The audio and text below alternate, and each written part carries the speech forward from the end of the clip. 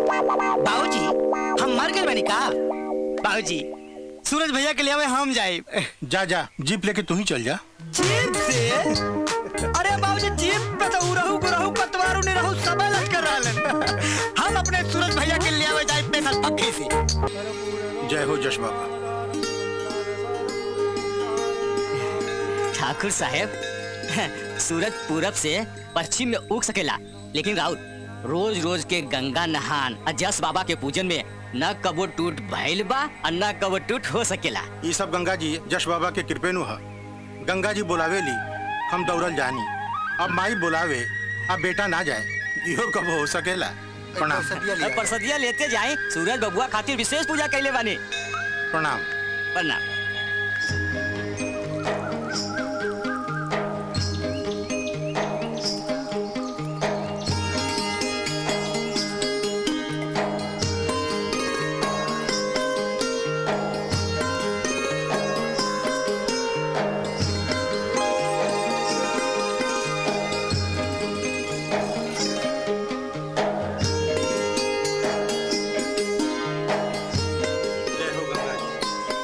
जय हो गौ माता।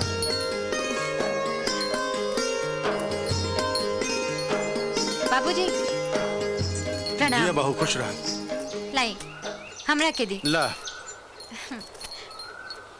ला कजरी खा खा खा खा खा खाला खाला खाला। कजरी के प्रसाद तो हम रोज खियावे के चाहेनी, लेकिन आज तक अपना हाथ से कबो खिया ना पाऊनी। अब बहू ओकरा पहले तू हाजिर हो जालू, वैसे भी कजरी तोहरे हाथ से खाई चाहेले। पता ना तोहरे या कजरी के बीच में कौने जन्म के नाता बा। बाबूजी बाबूजी हमारे प्रसाद। हाँ कनियो लोग के प्रसादी बा। हाई तूला आई तहार प्रसादी। चल कभी। तनी सुना लोग, तनी भौजी के काम काज में हाथों बटावा लोग। आ बेटी रागिनी ये ने उन्हें कूदल छोड़ के तनी भौजी से कुछ सीखा। बाबूजी खेत खरिहान के बारे में तो हम लोग के कौनो चिंता फिक्र करे के जरूरत नहीं है। खेतीय किसानी में बड़की पढ़ाई करके सूरज बबुआ शहर से आजुए आवतारन। वो अइलन कि तहन लोग के सब समस्या दूर हो जाए। ठीक बा बाबूजी सूरज के ट्रेन के आवे के टाइम हो गई बा, ये जाई लिया आवे खातिर। अगर राव आदेश होखे तो हम चल जाए स्टेशन। अगर तू स्टेशन जाइबा तो कचहरी के जाई, आज तारीख बा ना। लेकिन मैं सूरज के ना तार माई ठीक है कहत तारी।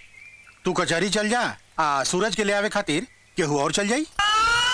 केहू और का है? बाबूजी हम मर गए बनी का?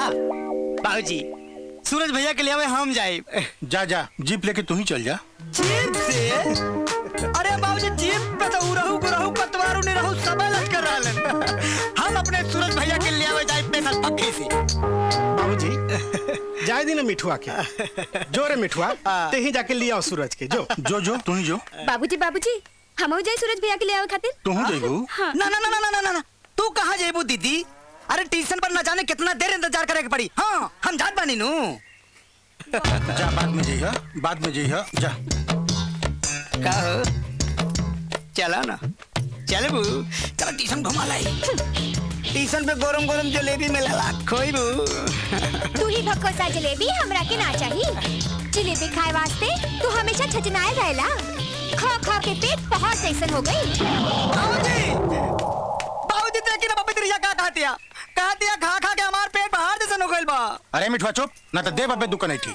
जब तक सबसे दू बोली टिबुली ना बतिया लेला तब तक एकरा पेट के पानी ना पचे। अच्छा भेजे बकर बकर करबा कि जेबा बग्घी निकाल के बेटवा का ले आवे। सबै लोग एक पक्ष ले लू।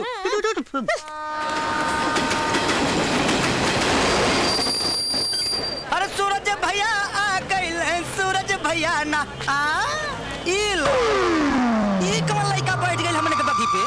ए बाबू ये बाबूजी के खतियानी बग्घी पर जोन बैठ गइल तू। आए उतरा उतरा आए सरकारी मत समझ ले बड़ा के कर अभी के खेले होली। उतरा बग्घी से चुप। लड़की से यही तारे बात कहल जाला। चला बबरी चला। हर तरह झोटा रखले से लड़की हो जाई हैं। हाई सुथना सुथनी अल्लाम लाम बबरी देख के लागता कि भिखारी ठाकुर के गिरोह के कोई लौंडा हो। ये बाबू सट्टा पे जाता रे। आए तो दूसर बग्घी कर ले, ये पर हमारे भैया नहीं है। चल ए चुप। जानत नहीं के हई के हो? ठाकुर बुंदेला सिंह के बेटी चंदा हई। हां बुझ गई नहीं। चला बबनी चला। धान की खेती पुआर से चिन्हल जाला अलाई की बुझ गई नहीं हत्तरे झोटा रखले से लइके हो जाई हैं हाई सुथना सुथनी अलाम लाम बबरी देख के लागता कि भिखारी ठाकुर के गुरु के बड़ा मुंडा हो ये बाबू सब बुझा रे तो तोसर को भिखा ले ये पर हमारे भैया नहीं है अरे रुक रुक देख मिठू हां का बात बा ये बग्घी बिगड़ गई का ए सूरज भैया हाँ। अरे बिगड़ल बग्घी में बिगड़ल सवारी बैठी तब बिगड़ी ना तका पानी रुका देखा तानी का हो राजा कोचवान ए कर जाऊ ए तोहार पोतहरिया सड़क गई का ए ई का कहता हो क्या करत हुआ इतना ही देर में घोड़ा घोड़ी दोनों ठोक गई ए मिठू हाँ तू बात ना ए भैया आपन बग्घी दूसरी ओर करा ताकि हमने बग्घी निकल जाए ई बग्घी एको इंच ना हिली जहाँ बा ओही जे रही हाँ? जेकरा बा जल्दी वो खुद अपन रास्ता खोज ले ए अरे मर्द भिखारी ठाकुर वाला हो लंगड़वा हो हां देखी हमनी के देर होता आपन बग्घी एक और खसका ली ताकि हमनी की बग्घी निकल जाए और कहीं तो मदद कर दी हमरा के एकरो मदद की जरूरत नहीं खे जब हमार मन करी तबे ई बग्घी हिली अच्छा देखी एक दूसरे का मदद कल जाला और सन टेढ़ बनला से ना बनल काम बिगड़ जाला और अगर हम टेढ़ हो गईली ना तो एकदम सोच हो जाइबो ए समझा दे समझ जाओ